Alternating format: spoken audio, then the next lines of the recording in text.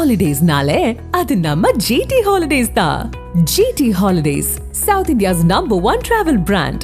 You know you are special when you're with GT holidays. Minnambalam நேயர்களுக்கு வணக்கம். நான் விஷால் பொலிவர். இன்றைய நேர்காணலில் நம்மோடு இணைந்திருக்கிறார் உலக செய்தி பகுப்பாய்வாளர் திரு பாஸ்கர் செல்வராஜ் அவர்கள். வணக்கம். வணக்கம்.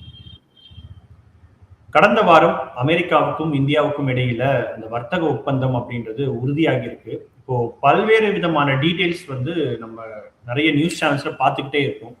ஆனா இந்த வர்த்தக ஒப்பந்தத்துல இந்தியாவில் இருக்கக்கூடிய ஒவ்வொரு மாநிலங்களுமே மிகப்பெரிய அளவுக்கு பாதிப்புக்கு உள்ளாகிறதாக அந்த மாநில அரசுகள் தொடர்ச்சியாக சொல்லிக்கிட்டு இருக்காங்க. ஸோ இந்த நிலையில தமிழ்நாட்டுல குறிப்பாக இந்த US இந்தியாவினுடைய வர்த்தக ஒப்பந்தத்தினால தமிழ்நாடு எந்த அளவுக்கு பாதிக்க இருக்கு, அதை பற்றின முழு பின்னணியை சொல்லுங்க. முதல்ல நம்ம பாதிப்பை பேசுறதுக்கு முன்னாடி நமக்கு என்ன நன்மை அப்படின்றதையும் பேசணும். ஏன்னா எப்பவுமே நம்ம ஒரு குறை சொல்ற விஷயமா என்னன்னா, நம்ம எப்பவுமே குறை காண்றோம் அப்படின்ற மாதிரியான ஒரு கண்ணோட்டம் இருக்கு. அப்படிலாம் கிடையாது. குறை இருந்தா குறை சொல்லலாம், நிறைய இருந்தா நிறைய சொல்லலாம். அதனால ஒன்றும் தவறு இல்லை. அப்போ நம்மளுடைய இந்த இந்த ஒப்பந்தத்தை பொறுத்தவரை நமக்கு என்ன நிறைய முதல்ல பார்த்துடலாம். ஃபர்ஸ்ட் நம்மளுடைய இந்த ஒப்பந்தத்துல என்னென்ன விஷயங்கள் ரொம்ப நம்ம பாதிக்கும் அப்படின்னு சொல்லி கருதுன ஒரு விஷயம் அப்படின்னா, பால் பொருட்கள், பொரியலாக்க பொருட்கள், அப்புறம் துணி ஏற்றுமதி. இந்த 3 விஷயங்கள் ரொம்ப முக்கியமானது. மற்ற விஷயங்கள் பாதிக்கப்பட்ட அந்த இறால் ஏற்றுமதி, அது அப்புறம் ஆபரண கற்கள் ஏற்றுமதி பார்த்தீங்க அப்படின்னா, அது மற்ற மாநிலம், குறிப்பா சொல்லணும் இறால் ஏற்றுமதி கர்நாடக ஆந்திர மாநிலத்திலிருந்து அதிகமா போகக்கூடிய ஒரு விஷயம். தங்க ஆபரணங்களை பொறுத்த அளவுக்கு சூரத், குஜராத் பகுதியிலிருந்து சொல்லக்கூடியதுதான் மிகப்பெரிய அளவுல இருக்கக்கூடிய ஒரு விஷயம். நம்ம ஊர்ல இருந்து ரொம்ப குறைவான விஷயம்தான்.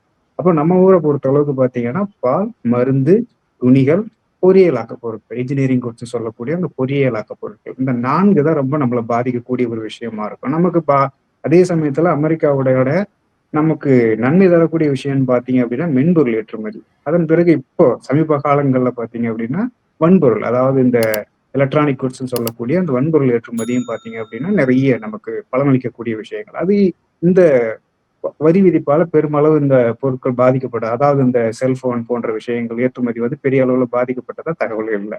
ஆனா மென்பொருள் பாதிப்பு இருக்குதானா இருக்குது. அதை பத்தி பேசலாம். முதல்ல நமக்கு என்ன நன்மை அப்படின்னு பாத்தீங்க அப்படின்னா, இந்த ஒப்பந்தத்துல பால் பொருள் இறக்குமதி அந்த அந்த விஷயம் அதுல சேர்க்கப்படாம இருக்கிறது உங்களுக்கு மிகப்பெரிய ஆறுதல். ஏன் அது மிகப்பெரிய ஆறுதல் அப்படின்னு சொல்றோம் அப்படின்னா, நம்ம ஊர்ல இருக்கிற பெரும்பாலான பேர் வேலை செய்யக்கூடிய துறைகள்னு பாத்தீங்க அப்படின்னா, இந்த சிறு குறு உற்பத்தியும் செய்யக்கூடிய சிறு குறு உற்பத்தியாளர்கள் ஈடுபடக்கூடிய அந்த துறைகள்ல தான் பெரும்பாலான தொழிலாளர்கள் வேலை செய்யறாங்க.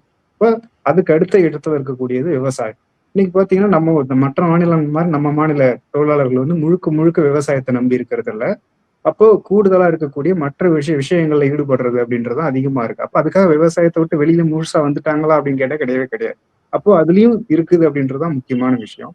அந்த விவசாய பொருள்கள்ல முக்கியமா இருக்கக்கூடியது பால் பொருள். ஏன் அது முக்கியமா இருக்கக்கூடியது நம்ம பார்ப்போம். ஏன் அப்படின்னா, ஒரு நெல் பயிரிடு செய்யறாங்க, இல்ல ஒரு கரும்பு பயிரிடு செய்யறாங்க அப்படின்னா, கரும்பை பொறுத்த அளவுக்கு ஆண்டுக்கு ஒரு முறை தான் உங்களுக்கு வருமானம் வரும்.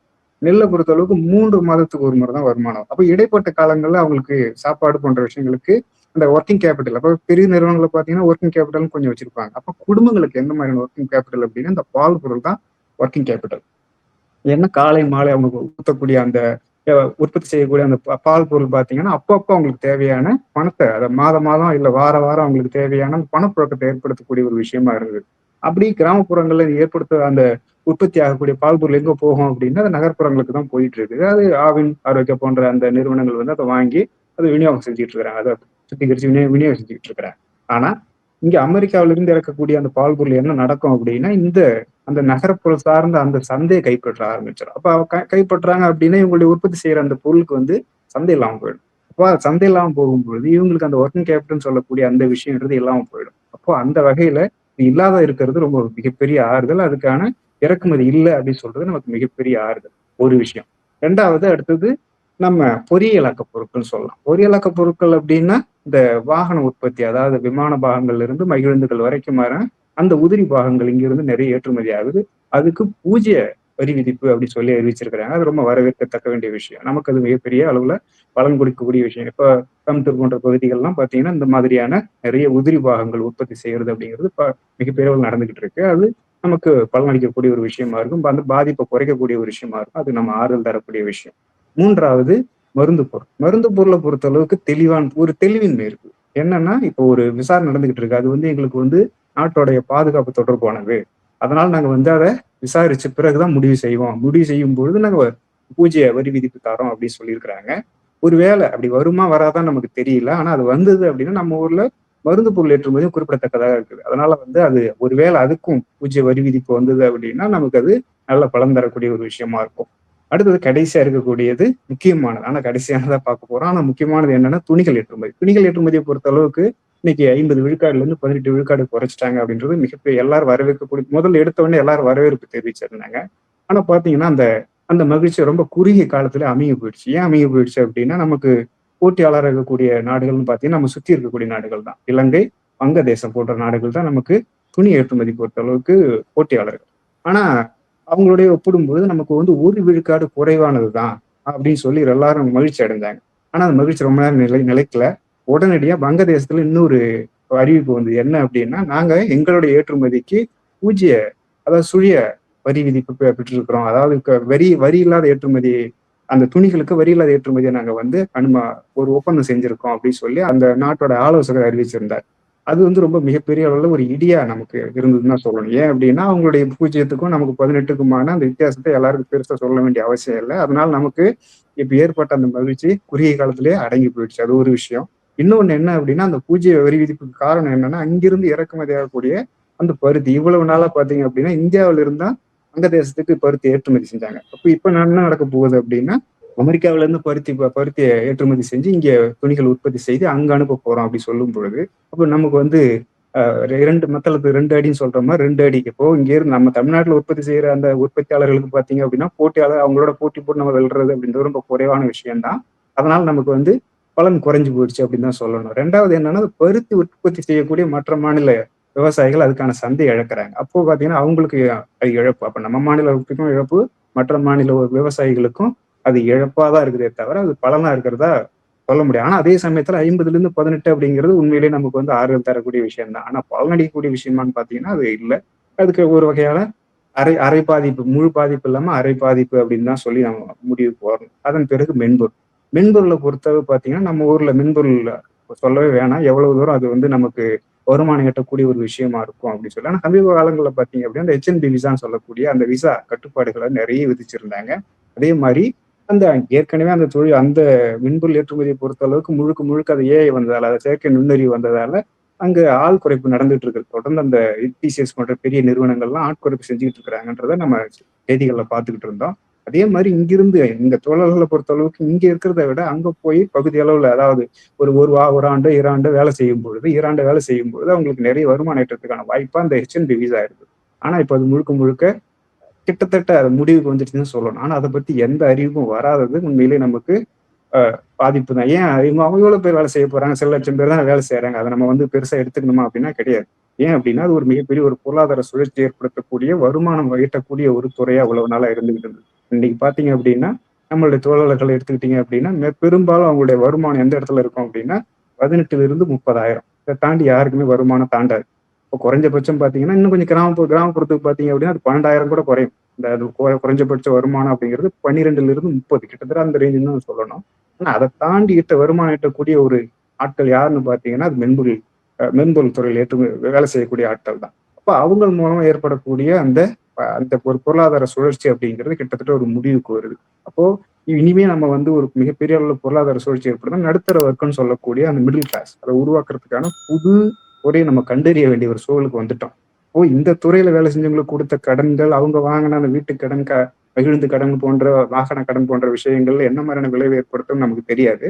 அதே சமயத்துல புதிதாகவும் இனிமே வாங்கும் திறன் கொண்ட ஒரு நடுத்தர வர்க்கத்தை உருவாக்குறதுக்கு நம்ம என்ன செய்ய போறோம் அப்படின்றது மிகப்பெரிய ஒரு கேள்விக்குறியா தான் இருக்கு. இது தமிழ்நாட்டை பொறுத்த அளவுக்கு நம்ம இந்த இந்த ஒப்பந்தத்துல தமிழ்நாட்டை பொறுத்த அளவுக்கு நம்ம தெரிஞ்சுக்க வேண்டிய விஷயமா இல்ல நமக்கு ஏற்படக்கூடிய பாதகம் அப்படின்னு சொல்லி பார்க்கலாம். இதை தாண்டி மற்ற விஷயங்களை பேசணும் அப்படின்னா அதுக்கு அடுத்தது எங்க இருக்குன்னா நம்ம இந்த என்னென்ன மாதிரியான பொருளை நம்ம ஏற்றுமதி செய்யறோம்னு சொல்லி நம்ம பார்க்கலாம். கொஞ்சம் ஒண்ணா போகலாம். நம்ம வந்து ரொம்ப கேள்விகள் நீங்க கேட்கலாம், பின்னாடி கேள்வி கேட்டாலும் பதில் சொல்ல, இல்லை நானே கேள்வி கேட்டு பதில் சொல்ற மாதிரி வச்சுக்கலாம்னு வச்சுக்கோங்க. அப்போ இந்த மாதிரி அடுத்ததா இருக்கக்கூடிய ஒரு விஷயம் அப்படின்னா அந்த இரும்பு இந்த மாதிரியான உருக்கு சார்ந்த விஷயங்கள் ஏற்றுமதி ஆகக்கூடிய ஒரு பொருள், அதுக்கு வந்து எந்த 18% வரி தான் விதிச்சிருக்காங்க. அதுல எந்த ஒரு மாற்றமும் இல்லாததால நமக்கு அது வந்து மிகப்பெரிய அளவுல சந்தை வாய்ப்புகளை ஏற்படுத்தாத ஒரு விஷயமா தான் நம்ம பார்க்குறோம். அதன் பிறகு இந்த இந்த ஒப்பந்தம் இவ்வளவு நாளா இழுத்துக்கிட்டு இருக்கிறதுக்கான முக்கியமான காரணம் எரிபொருள், எண்ணெய் சார்ந்த விஷயம். அது தமிழ்நாடு மக்களை மட்டும் இல்ல, இந்தியா முழுக்க இருக்கக்கூடிய எல்லா மக்களையும் பாதிக்கக்கூடிய ஒரு விஷயம். இதுவரைக்கும் ஒன்றிய அரசு இதுவரைக்கும் பாத்தீங்கன்னா அதுல நான் எந்த சமரசம் செய்ய மாட்டோம் அப்படின்னு சொல்லி கடுமையான ஒரு எதிர்ப்பை பதிவு செஞ்சிருக்காங்க. ரஷ்யா கிட்ட இருந்து ஆயில் வாங்குறது சொல்றீங்களா? ஆமா, அதுதான். ஏன் அப்படின்னா இன்னைக்கு எல்லாரும் நம்ம பெரும்பாலான பேருக்கு தெரியும், நம்ம பெட்ரோல் விலை வந்து சந்தை விலைக்கு தகுந்தால் போல நாங்க வந்து உயர்த்துவோம் இறக்குவோம் அப்படின்னு சொல்லி சொன்னாங்களே தவிர, உயர்த்துறது மட்டும்தான் நடந்ததே தவிர அது இறக்கம். அதாவது விலை குறையிறது அப்படிங்கிறது நம்ம வந்து கண்ணால பார்த்து பல ஆண்டுகள் இருக்க ஞாபகம் இருக்கா இல்லையானு தெரியல. அப்படி யாருக்கும் நினைவே இருக்கிறதுக்கான வாய்ப்பு இல்லை. ஆனா அது குறையலன்றதால தான் நினைவு இல்லாம இருக்குது. அப்போ கொஞ்ச நாளா பாத்தீங்கன்னா அது ஏறாம இருக்குது. அதுவே இப்ப ஆறுதல். ஏன்னா ஏன்னா ஏன் குறையலன்னு கேட்கறதுக்கு பதிலா இப்பெல்லாம் ஏத்தாம இருக்கிறீங்கன்றது நினைச்சு சந்தோஷப்படுற நிலைமையில் தான் நம்ம இருக்கிறோம்.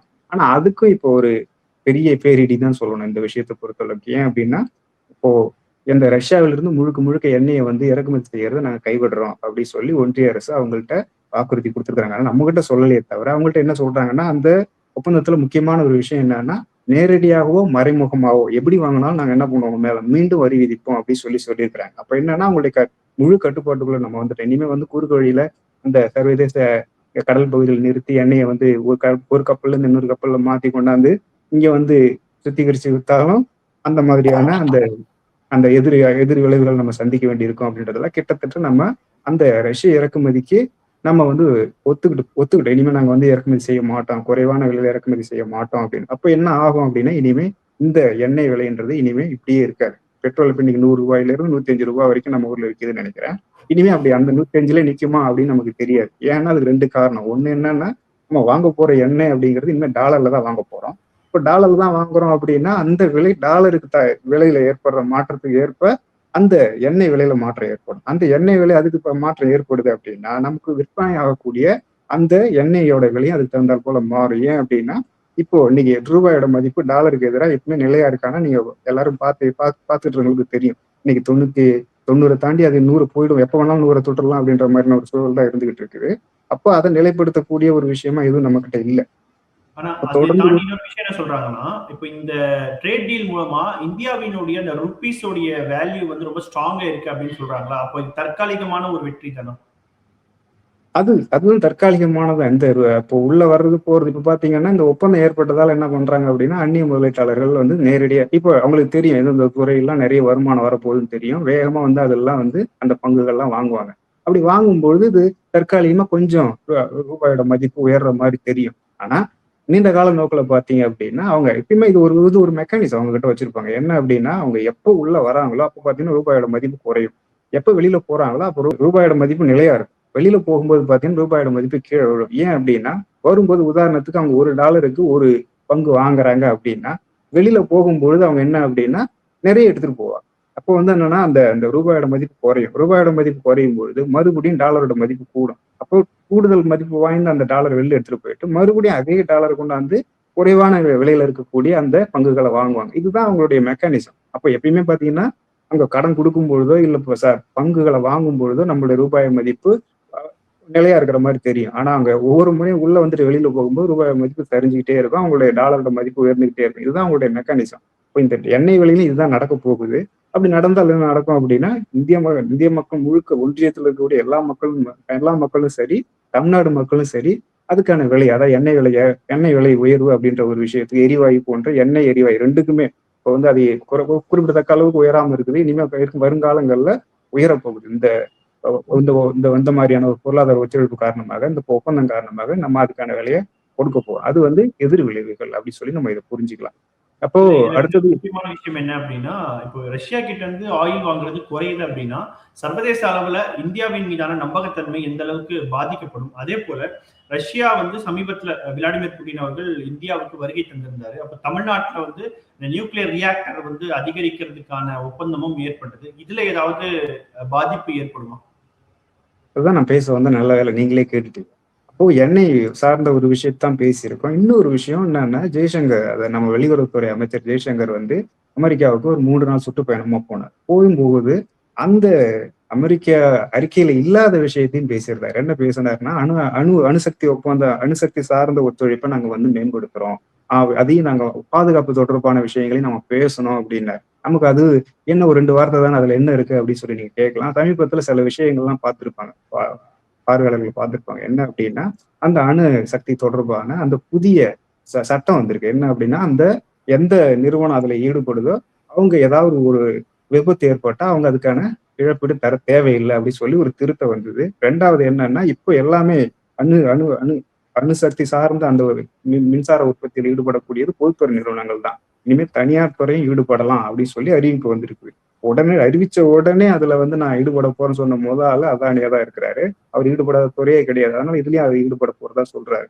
அதன் பிறகு என்ன அப்படின்னா, இங்க அந்த மின் பகிர்மான கட்டமைப்புகள் இருக்கு இல்லைங்களா, அதையும் தனியார் மயமாக்குவது அப்படின்ற அந்த ஒரு சட்டம் இப்போ கிடப்புல இருக்குது. எப்ப வேணாலும் நம்மளை தாக்கலாம். அதுவும் வரப்போகுது. இதெல்லாம் எதை சொல்லுது அப்படின்னா, இப்போ நம்மளுடைய அந்த எண்ணெய் இறக்குமதி ஒரு ரஷ்யாகிட்ட இருந்து நம்ம எண்ணெய் இறக்குமதி பண்றோம்.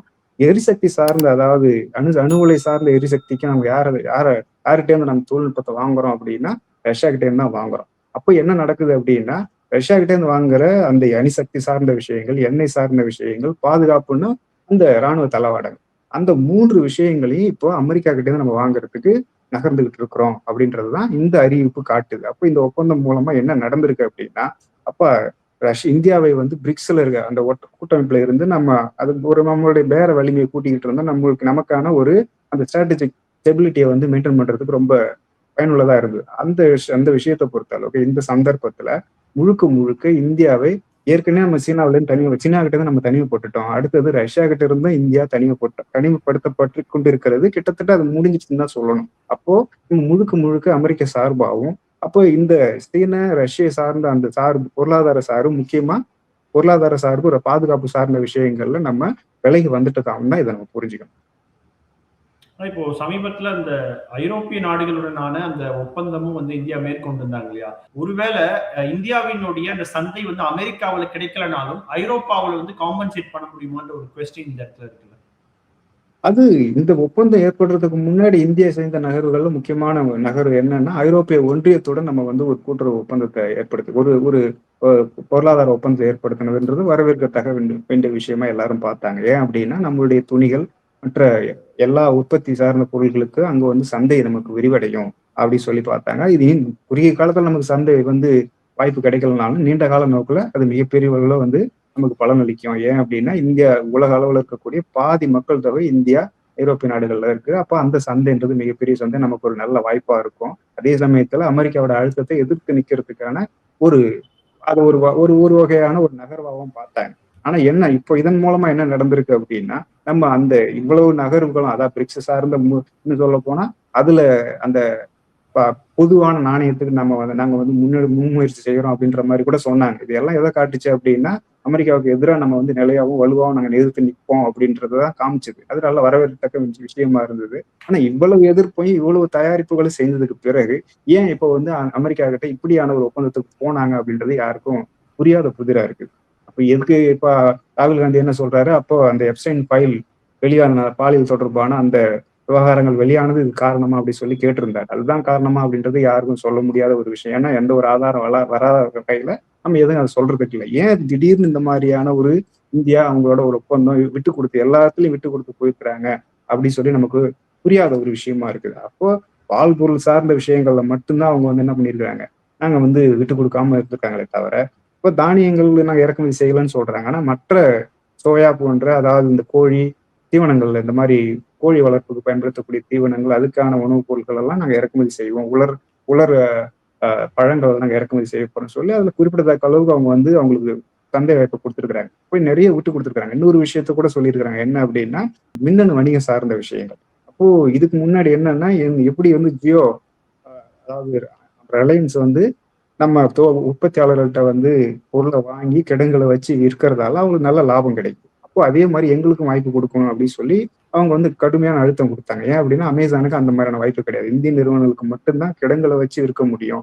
அமேசான் போன்ற நிறுவனங்களை என்ன பண்ண முடியும் அப்படின்னா, உற்பத்தியாளர்கள் சந்தைப்படுத்துவதற்கான அந்த இணையதள கட்டமைப்பை தான் வழங்க முடியுமே தவிர, அதுக்கான வருவாயை ஈட்ட முடியுமே தவிர, வாங்கி வச்சு அவங்களே விற்பனையாளராக மாற முடியாது. ஆனா இப்ப என்ன சொல்றாங்கன்னா, எங்களுக்கு அது கொடுக்கணும் அப்படின்னா நாங்க கொடுக்க முடியாதுன்னு சொல்லிடுறாங்க. நம்ம எதிர்காலத்துல பேசுவோம் அப்படின்னு சொல்லியிருக்காங்களே தவிர, உடனடியாக நாங்கள் கொடுப்போம்னு சொல்லலை. அந்த வகையில பாத்தீங்கன்னா இந்திய அரசு விவசாயிகளை கைவிட்டதே தவிர ரிலையன்ஸை கைவிடலை அப்படின்னு சொல்லி தான் நம்ம புரிஞ்சுக்கணும். ஆனா இவ்வளவு நகர்வுகள் செஞ்ச பிறகும் ஐரோப்பிய ஒன்றியத்தோட ஒரு ஒப்பந்தம், ஓமன் போன்ற நாடுகளோட மேற்காசிய நாடுகளோட ஒப்பந்தம் அப்படின்னு சொல்லி பல முன்னேற்பாடுகள், மாற்று நாணயத்துல நாங்க வந்து வணிகம் செய்ய போறோம் அப்படின்றதுக்கான ஏற்பாடுகள், இப்படி பல விஷயங்களை செஞ்சதுக்கு பிறகும் இவ்வளவு விட்டு கொடுப்புகள் ஏன் செஞ்சாங்க அப்படின்றது நமக்கு ஒரு புரியாத புதிர் தான். இது உலக அரங்கில் நமக்கு என்ன மாதிரியான பாதிப்பு ஏற்படுத்தும் நீங்க கேட்டிருந்தீங்க. உலக அளவில் நம்மளை எப்படி பார்ப்பாங்க அப்படின்னா பலகீனமா தான் பார்ப்பாங்க. ஏன்னா இனிமே நம்ம கிட்ட ஒரு சொந்த சுயசார்பான ஒரு வெளியுறவு கொள்கையோ பொருளாதார பாதையோ இருக்கிறதுக்கான எந்த அடிப்படையும் இல்லாம ஆயிடுச்சு. நம்ம எதிர் தரப்புல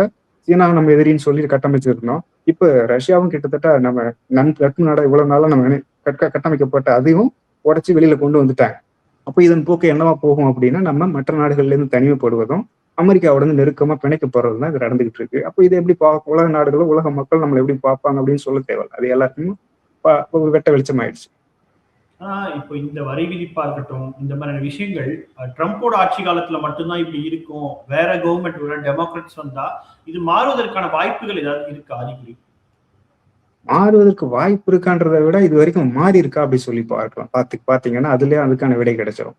இது வரைக்கும் அப்படி எதுவும் மாறினதாவோ அப்படி திரும்ப வந்ததாவோ எந்த ஒரு வரலாறு எங்கேயுமே பதிவாகலை. ஒரு உதாரணத்துக்கு எடுத்தோம்னா ஏற்கனவே நம்ம அமெரிக்க நாடோட நம்ம வந்து ஒரு அணு ஆயுத ஒப்பந்தம் அணுசக்தி தொடர்பான ஒரு புரிந்துணர்வு ஏற்படுத்தணும். அது கிட்டத்தட்ட பாத்தீங்கன்னா 2000 பக்கத்துல 2005 பக்கத்துல அதை பண்ணணும். கடுமையான நம்ம எதிர்ப்புக்கு இடையில அது பண்ணணும். அதோட தொடர்ச்சியா தொடர்ந்து பாத்தீங்க அப்படின்னா அமெரிக்காவுடைய அந்த இராணுவ இவரு ஆட்சி காலத்துல பாத்தீங்க அப்படின்னா இது ஒவ்வொருத்தரும் வெவ்வேறு ஆட்சிகள் நடந்துகிட்டு தான் இருக்குது. ஆனா ஆட்சி நடந்தாலும் அதோட தொடர்ச்சின்றது இருந்துகிட்டே இருக்குது.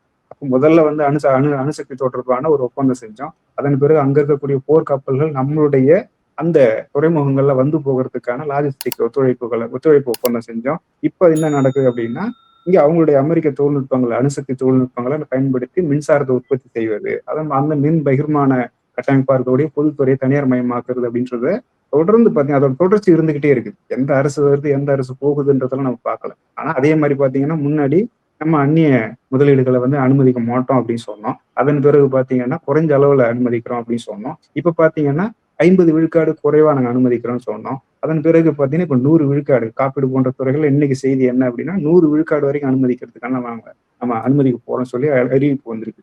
இப்போ இது வரைக்கும் நடந்த எல்லா விஷயத்திலும் நீங்க தொகுத்து பாத்தீங்க அப்படின்னா அந்த கண்டினியூட்டி அப்படின்றது தொடர்ந்து இருந்துகிட்டே இருக்கு. அதனால ஒரு அரசு வந்தா இது மாற்றத்துக்கு உள்ளாகும் இல்ல பின்னோக்கி போகும் அப்படின்னு நினைக்கிறதுக்கு எதுவும் கிடையாது. ஆனா ஒரு அரசு மாறும்பொழுது அந்த கொள்கை சார்ந்த அந்த துறைகள்ல மாற்றம் ஏற்படும். உதாரணத்துக்கு பாத்தீங்கன்னா முன்னாடி பைடன் காலத்துல நீ நம்ம ஊர்ல சோலார் அலையன்ஸ்னு ஒரு வேர்ல்டு அலையன்ஸ் ஏற்படுத்தினாங்க. அப்போ இங்க வந்து நான் சூரிய மின்னாற்றல் தகடுகளை வழியா நம்ம வந்து ராஜஸ்தான் பாலைவனத்துல உற்பத்தி செய்து இந்த தெற்காசியா முழுக்க நாங்க ஏற்றுமதி செய்ய போறோம் அப்படின்னு சொல்லி மோடி அரசு வந்து அறிவிச்சது. இப்போ அதன் பிறகு அரசு மாறினதுக்கு பிறகு அதாவது பைடன் அரசு மாறினதுக்கு பிறகு இப்ப ட்ரம்ப் வந்து என்ன சொல்லியிருக்காருன்னா இந்த மாற்று மரபு சாரா உற்பத்தியில நாங்க ஈடுபட மாட்டோம், நாங்க முழுக்க எண்ணெய் சார்ந்த உற்பத்தியில தான் இருக்க போறோம் அப்படின்றதால இப்ப என்ன பண்றாங்க, அதை அப்படி கிடப்புல போட்டுட்டு நீங்க வெனிசுவேலா எண்ணெயை வாங்குங்க, ஏன்னா வெனிசுவேலா எங்க கைக்குள்ள வந்துடுச்சு, அதனால நீங்க வெனிசுவேலா எண்ணெயை வாங்குங்கன்னு சொல்லி நம்ம மேல அழுத்தம் கொடுக்குறாங்க. அப்போ அரசு மாறும்போது அவங்க சார்ந்த கொள்கை மாறும். கொள்கை மாறினதுக்கு தகுந்தால் போல் நம்ம மேல இருக்கிற அழுத்தம்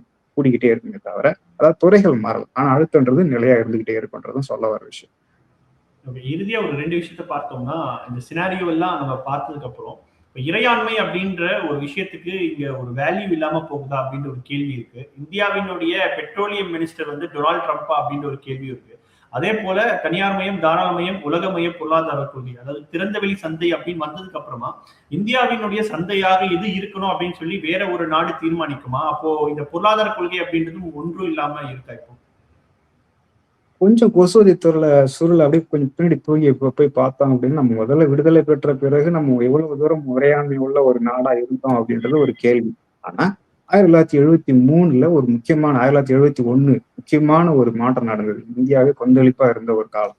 அப்போ பாத்தீங்க அப்படின்னா அந்த இறையாண்மை அப்படின்ற விஷயத்துல அப்போ அதுக்கு முன்னாடி வரைக்கும் பாத்தீங்கன்னா இங்கிலாந்துடைய அந்த நிறுவனங்கள் தான் நம்ம இந்தியா முழுக்க இருந்துச்சு. அதுதான் ஆதிக்கம் செலுத்திட்டு இருந்தது. ஆனா அந்த அந்த கொந்தளிப்பான சூழல்ல அது உலக சூழல் கிட்டத்தட்ட மாறிட்டு இருந்தது. அப்ப தங்கத்திலிருந்து எண்ணெய் சார்ந்த அந்த நாணய மதிப்பு மாறிச்சு. அதன் பிறகு நிறைய விஷயங்கள் நடந்தது. அதன் தொடர்ச்சியா என்ன நடந்தது அப்படின்னா இந்தியா முழுக்க சோவியத் சார்பு எடுத்து ஒரு அவசர நிலையை அறிவிச்சு அதன் பிறகு என்னாங்கன்னா ஒரு தலைகீழ் மாற்றத்துக்கு வந்துச்சு. அதை எப்படி வேணாலும் பார்க்கலாம். ஒண்ணு அது ஒரு முதலாளித்துவ பார்வையில பாத்தீங்கன்னா அது ஒரு புரட்சிகர நடவடிக்கை, மக்களுடைய பார்வையில பாத்தீங்க அப்படின்னா அது ஒரு எதிர்ப்புரட்சி மாதிரி பார்க்கலாம். அதுக்குள்ள நம்ம போக வேண்டாம். ஆனா என்ன அப்படின்னா அப்படி ஒரு நிலைப்பாடு எடுக்கும் பொழுது நமக்கு வந்து எண்ணெயை வந்து ரூபாயில வாங்குறதுக்கான ஒரு இறையாண்மை உள்ள ஒரு விஷயம் நமக்கு கிடைச்சது. அப்போ அதுக்கான வாய்ப்பு, அதாவது சோவியத்தோடு நம்ம எடுத்துக்கிட்ட அந்த முடிவு அப்படிங்கிறது நமக்கு அதுக்கான ஒரு வாய்ப்பை வழங்குச்சு. ரெண்டாவது என்ன அப்படின்னா அது வரைக்கும் இங்கிலாந்து தொழில்நுட்பங்கள் தான், அதாவது வாகனம் சார்ந்த உற்பத்தியில இங்கிலாந்து தொழில்நுட்பங்கள் தான் கொலைச்சிக்கிட்டு இருந்தது. அதன் பிறகு பாத்தீங்கன்னா மற்றவர்களும் நம்மளுடைய சந்தையில வந்து உள்ள வர்றதுக்கும் நம்ம இந்திய முதலாளிகள் சொந்தமா வாகன உற்பத்தியில ஈடுபடுறதுக்கான ஒரு வாய்ப்பு ஏற்பட்டுச்சு. அதனுடைய தொடர்ச்சியா தான் இன்னைக்கு பாத்தீங்க அப்படின்னா இன்னைக்கு அவ்வளவு வாகன உற்பத்தி நடக்குது இருக்கு. தமிழ்நாடு வந்து வாகன உற்பத்தியில முக்கியமான ஒரு இடத்துல இருக்குது. அதுல டிவிஎஸ் போன்ற நிறுவனங்கள்லாம் முன்னணி நிறுவனங்களா இருக்குது அப்படின்னா அது காரணம்னா அப்போ நடந்த அந்த மாற்றத்தோட ஒரு தொடர்ச்சியா தான் நம்ம பார்ப்போம். ஆனா இப்போ என்ன நடந்திருக்குது?